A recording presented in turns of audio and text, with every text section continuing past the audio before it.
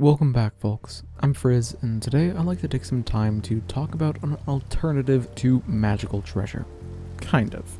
The automatic bonus progression variant rule is incredibly interesting, and it can really spice up treasure throughout a whole campaign, and I'd actually really recommend it to new GMs, since it makes their job a bit easier.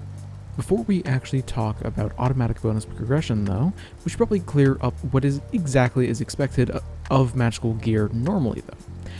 Essentially, there are certain items that are expected for people to buy as they level up, and the DCs for literally everything in the game increase assuming that you have those items. You're expected to get fundamental runes for your weapons and armor about as fast as you can afford them. If you plan on using skills frequently, you probably had better get an item that gives you an item bonus to that particular skill.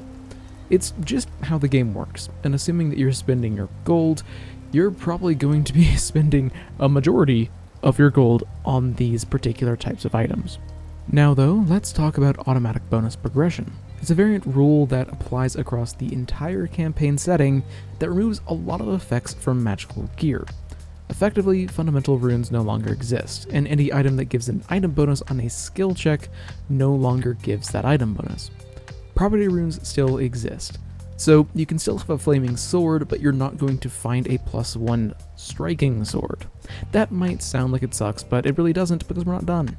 See, as the PCs level up, they automatically get the bonuses that they would normally get from spending gold on all of their gear.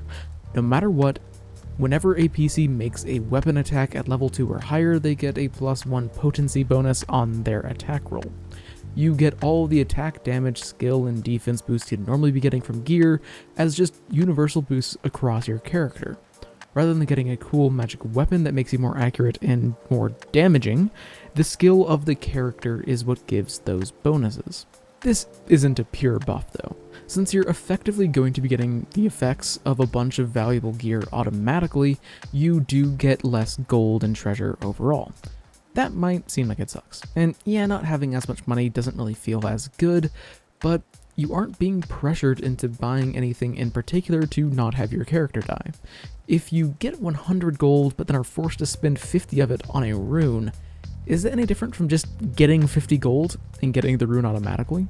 I mean, obviously it is, you have a choice, but I'm personally a fan of not being pressured into spending any of my gold in any particular way.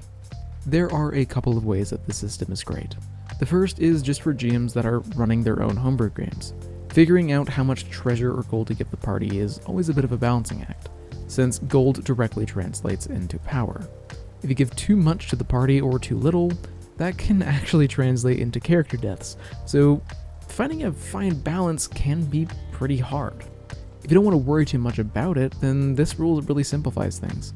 If you accidentally don't give the party enough money, then it's not actually that big of a deal since they already get what they objectively need.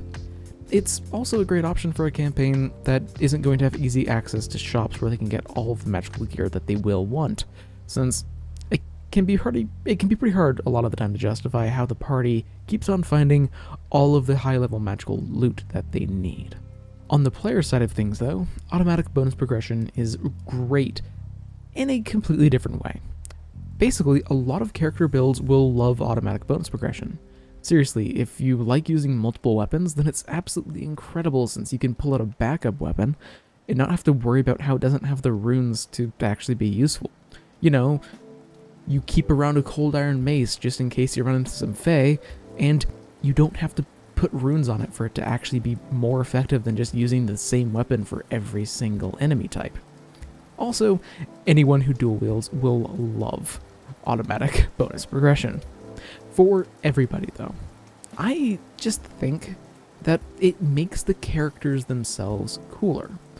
See, I like it where if I pass a will save by 1, I like to imagine that it's because of who my PC is as a character rather than because their magical armor makes them more resistant to magical effects. That's just a personal thing, but I think it makes a big difference and makes the characters feel a bit more cool. Ultimately, this variant rule isn't for every campaign. If you're trying to make a survival horror campaign that relies on scarcity of resources, that might not be the best, since it can make things a little bit too easy. For most campaigns where the party are just big damn heroes, though, I love it. Also, it's great if your party has a problem with, looting corpses, but really, what kind of adventurers actually respect the dead?